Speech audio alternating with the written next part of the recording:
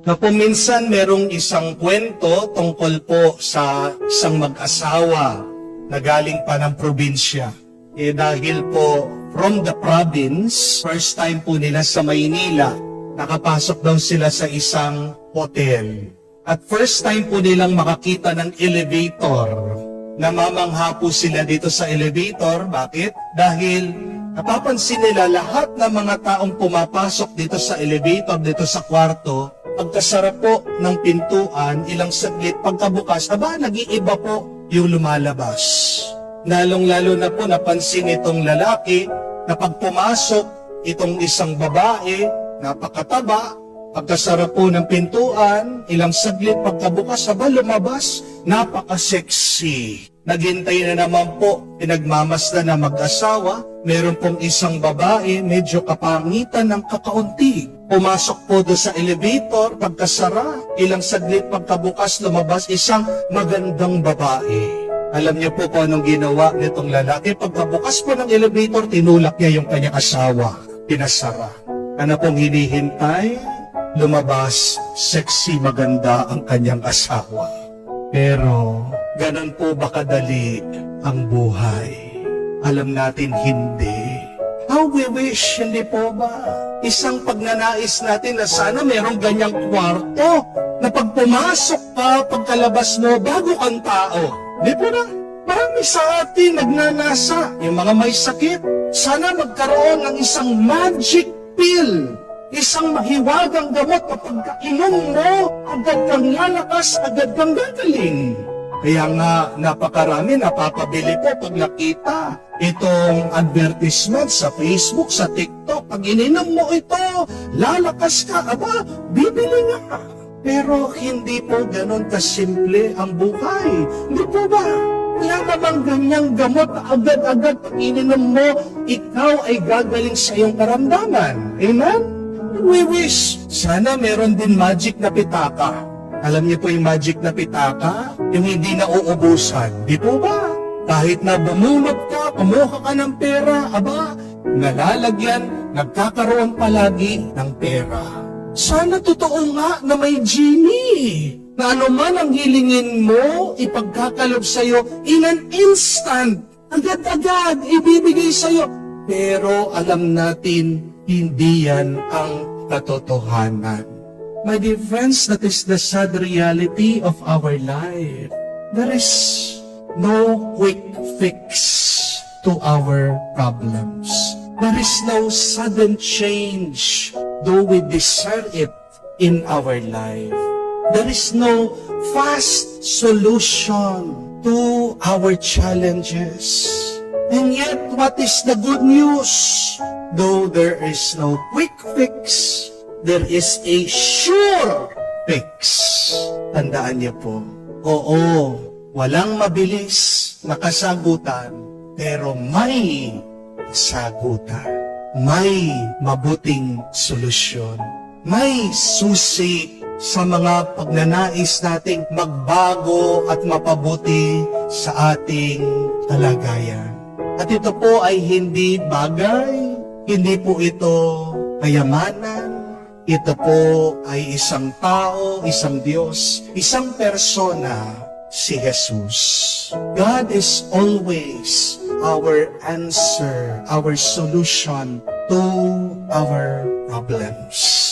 At yan ang pinapahayag ng mga pagbasa sa atin ngayon. Sa unang pagbasa, pinapakita ang isang larawan, a vision. Who is this God? He is the King of heaven and earth, ang hari ng langit at ng mundo. At anong nagagawa ng isang hari? Nakapangyayari siya. Ano man ang kagustuhan ng hari, pinagkakaloob sa kanya. Nagagawa kung ito ay ang gusto ng hari. Iuutos ng hari, gagawin ang kanyang mga sinasakupan. Yan ay ang ating Diyos, ang hari na makapangyarihan. Kaya nga, anuman ang ating kagustuhan, anuman ang ating pagnanais, kailangan lang tayong magpakumbaba sa harap ng hari. We can never dictate God for our desires. We can only be humble in front of Him, asking nicely, requesting kung sa Kanyang awa, sa Kanyang kagandahang loob, ipagkakaloob niya ano man ang iyong kagustuhan. Sa ating Ebanghelyo, narinig po natin ang kwento ng pag-iibang anyo ni Jesus. Anong ibig sabihin nito? Pinapakita niya sa atin na pagkatapos ng ating paghihirap, kamukha ng kanyang paghihirap sa bundok ng Kalbaryo, may kalwalhatian, may liwanag pagkatapos ng dilim. Kung paano pagkatapos ng bagyo, magliliwanag din ang araw. Kailangan lang tayong manampalataya, kailangan lang tayong kumapit sa Kanya. Kamukha na nakasulat sa Hebreo, if you come near to the Lord will come near to you. Kung lalapit ka sa Diyos, lalapit din ang Diyos sa iyo. Dahil ang susi ng lahat ng ating mga pangangailangan ay palaging nasa Diyos. Tandaan niyo po, bago pa ang SM, ang Diyos, SM na. Ano sinasabi ng SM? We got it all for you. Kanino mo ba makikita ang lahat kung hindi sa Diyos? God got it all for you. Bago pa po ang BDO, nandyan na ang Diyos. Ano ba sabi ng BDO?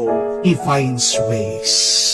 Diba ang Diyos, in His mysterious ways, hanap siya ng paraan para ipagkalob sa iyo ang iyong pangangailangan, ang tunay na makakabuti sa iyo. Bago pa po ang Metrobank, nandyan na ang Diyos. Ano sabi ng Metrobank? You're in good hands. Nasa mabuting kamay tayo pag tayo ay nasa Diyos. Kailangan lang tayong maniwala at magtiwala sa pamamaraan ng Diyos.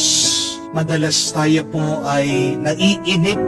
We are impatient, but trust in the process of God. Believe that God is doing something. Hayaan mo lang na manatili ang Diyos sa iyo. Dahil tandaan niyo po, kung wala ang Diyos sa iyong buhay, walang mabuting pagbabago ang mararanasan mo. Nakasulat po ayon kay San Pablo sa pangalawang sulat niya sa mga tao ng Corinto. Therefore, if anyone has Christ in their life, the new creation has come in Him.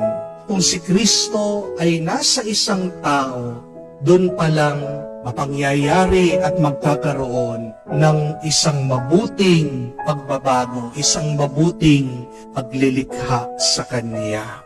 Kaya nga po, pag tayo ay nagdarasal, sana wag niyo lang sabihin na, Lord, sana po gumaling na ako sa aking karamdaman.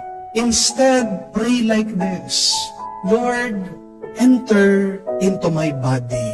Manatili kayo po sa aking katawan.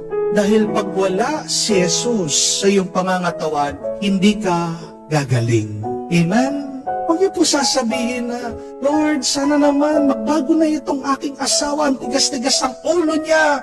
Sumasakit pa po ang ulo ko. Sawa na po ako. Gusto ko na makipaghiwalay sa Kanya. Huwag ka lang magreklamo sa Diyos. Sabihin mo, Panginoon, pumasok ka naman sa isip at puso ng aking asawa. Dahil pag wala si Kristo, diyan sa iyong asawa, hindi magbabago yan. Magbabago siya for the worse. Lalo pa siyang lalala kung wala ang Espiritu ng Diyos sa Kanya. Huwag mo na sabihin na, Lord, sana po makabayad na kami ng utang. Lord, sana po maayos na ang aming business. Sabihin mo, Lord, pasukin mo naman ang aking isip. Tulungan mo ko na makatuklas ng paraan. Paano namin aayusin itong aming pinansyal na kalagayan? Yun yung mas magandang dasal. Invite the Lord in your life. Do not only complain. Do not only ask for something. Because nothing good will ever change in your life without the presence of Christ. Tandaan niyo po yan.